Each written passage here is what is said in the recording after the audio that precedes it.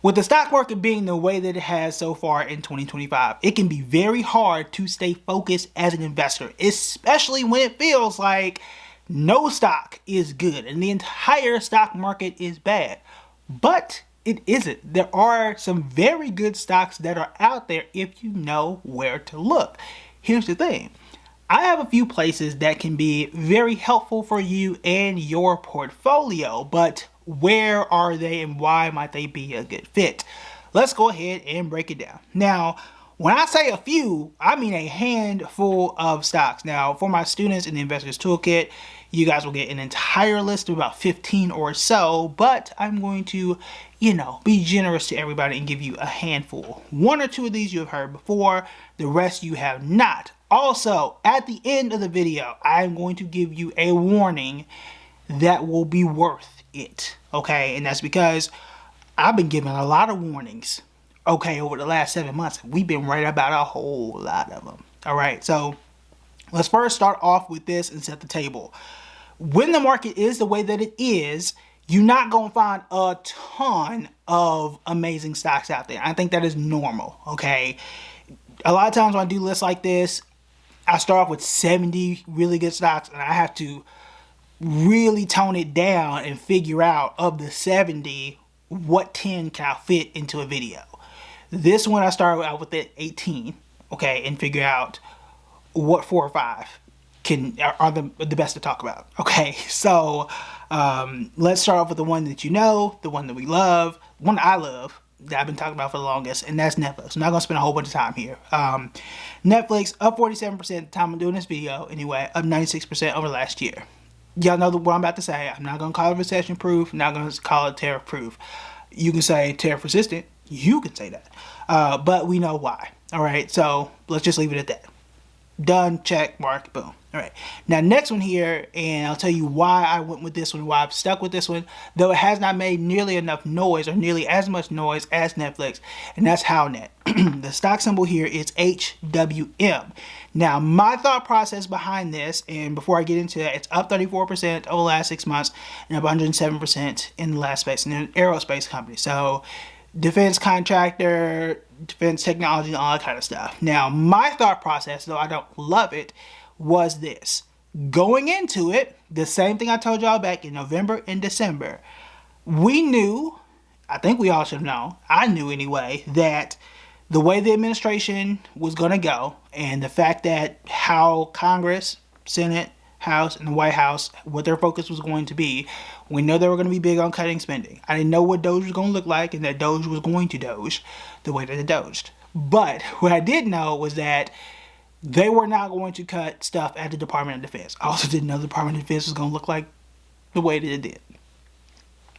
That's all I'm going to say. But I knew that they weren't going to cut money there.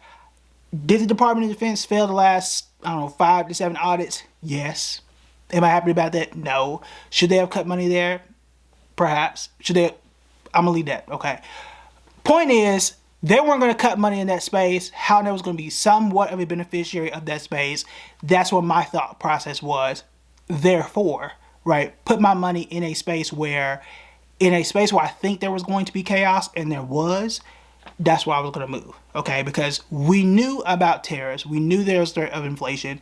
I don't think I would say that I knew it was going to be a recession per se, but we knew that was a threat if those things were going to happen. So I thought, if I know they're going to spend money on defense and I know that they're going to be tariffs, where are the places that I can be that are, as resistant as possible? And defense spending, I thought, was going to be one of those spaces. And so far, that has played out. Now, that's not the only company in the world that is one of those. So if you want to look into this company, feel free, but also look at its competitors.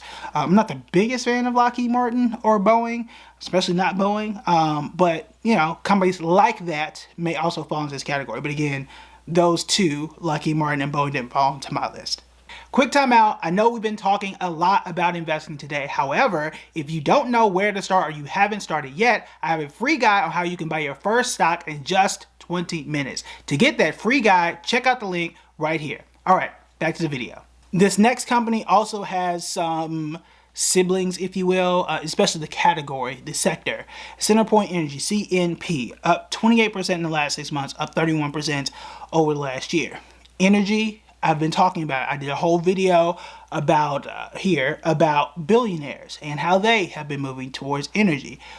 Again, we have been right on a whole lot of stuff for a good bit now. They have been moving towards energy for a reason. It might have been something to it, okay? Now, Centerpoint is just the latest addition to that list. We've talked a lot about Target Resources, talked a lot about NRG. All of those I think are still valid, but I want to give you something new in the energy space, and I think we know why. Now, some energy companies, you really want to dig in and do your research here. Some energy companies can be more, what I'm looking for, more susceptible to tariffs than others. I've read some reports around how some energy companies can be tariffed by Canada and vice versa. Again, how much will those tariffs impact those companies and vice versa? We'll see, because you're going to need that energy in either case. Also, many of these energy companies are regional. So in some cases they may matter, in other cases they may not. So definitely dig in more to it if that is a concern of yours. But again, the way I'm looking at it, you're going to need heat, water. The water is more of a utility, but you gotta get the point. But heat, electric, all that kind of stuff is going to be needed regardless of what is going to occur. That's why I think billionaires moved into it. That's why I moved into it, what feels like almost a year ago now, and it has since paid off, right? So we might have been on to something, and that is continuing to pay, dividends, quote unquote, right? Next here is Darden Restaurants. The stock symbol is DRI, and I put an asterisk here, and here's where we get into the warning here in a sec, all right? Darden, at the time we're doing this video, is up 21% in the last 6 months and up 26% over last year. It is a restaurant brand. Now, they own several restaurants. I looked at the restaurants. I don't think I've been to any of them other than Olive Garden. I'm sorry, other than the Olive Garden. Okay, the esteemed Olive Garden. Now, I'm not going to get into the whole breadsticks of the issue, but my concern here is this. If tariffs hit, and I say if because they could continue to push out this 90-day thing and maybe they don't hit at all, but that's my big concern. If that hits, are people going to continue to go to places like Olive Garden and the rest of the restaurants, or will people say, ugh, this is very expensive and we don't? One, is that going to happen? Two, is Darden tariff resistant? Because the food industry, in theory, should be tariff. I'm not gonna say tariff proof, tariff resistant, because a lot of the stuff, especially in the U.S., we have a surplus of food. We are an exporter of food, other than things like avocados and things we can't grow here. But a place like Olive Garden, right? You are growing your own wheat. We have our own meat. Like, a lot of that stuff is here, and we're not really paying tariffs on it anyway. The problem, though, is if I'm spending 20% more on everything else, do I still have money to go to an Olive Garden? So it's really external stuff, not internal stuff. So it's not pressure on Darden for our supplying goods. It's because my customers don't have money. That is my concern. What I would pay attention to, and the warning that we should all pay attention to, regardless of Darden or other things, is this. We expect, assuming that the tariffs go through and there is no deal structure or anything like this, is, I would say, the last 2 weeks of May moving into June is perhaps one of the most crucial times of the stock market, assuming nothing changes, which a lot of things have changed. Okay, so that's why it's an asterisk. So here's the thing. A lot of companies have seen this coming from around the corner, and honestly, it wasn't hard to see. I've done a video about tariffs 8 months ago. Since election, you knew who the president was, and you know he's been talking about tariffs. That's 2 opportunities you could have done something, and as a company. And then in January, when he first talked about tariffs before he implemented them, that's 3 opportunities. And I've done videos all 3 times. So if I've done a video about it, I'm not the CEO of any of these companies.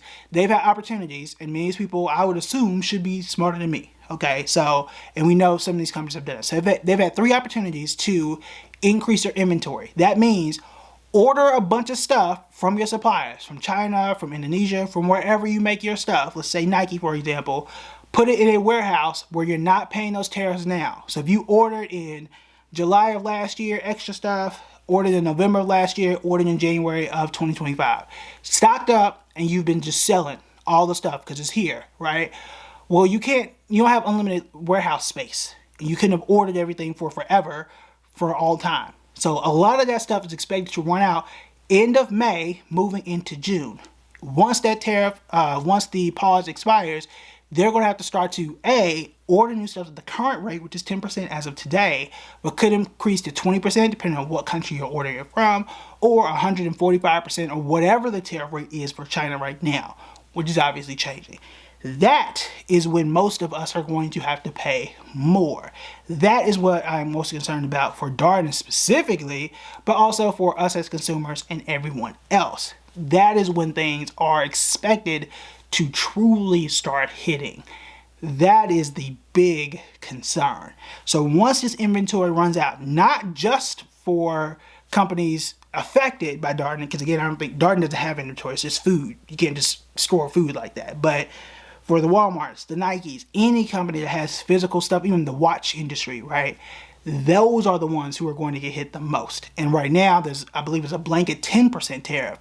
So if you already imported your stuff in January, you're good. But once that runs down, anything you import, that's 10% already. So you're going to start seeing increases. Amazon right now, I've already seen this report at the time I'm doing this video, that you're going to start to see the cost show up when you start to order, and that's today, right? I'm doing this April 29th. Okay, so we're already hitting that. So it's really the end of May is when I really start to see things ramp up. So the second part is what starts to happen in the market because of that. So it is extremely important to start to see what moves in your portfolio do you need to make now before that happens, and what parts of the market are perhaps tariff resistant. Okay, maybe or maybe not, Darden is perhaps one of those, which is why for me, I'm making my moves in June. I will be tracking Darden to see where they end up. But you guys know I'm already in HowNet. You guys know I'm already in Netflix, and I've given you a few others, especially in energy, to pay attention to. So again, I'm giving you a blueprint in advance. I gave you a blueprint in advance during 2025 workshop. I told y'all back in December. I told y'all back in November what was election proof, what I was moving to in December. I'm telling you now, this could be an issue at the end of May, moving into June, if tariffs stay the way that they are, right? So we'll see. So if you are going to make a move, keep that in mind, knowing what could be around the corner, roughly 3 to 4 weeks. So I'm telling you now, if you want to know more about what you may want to consider in case we go into recession and you're looking to protect your portfolio in advance, check out this video right here.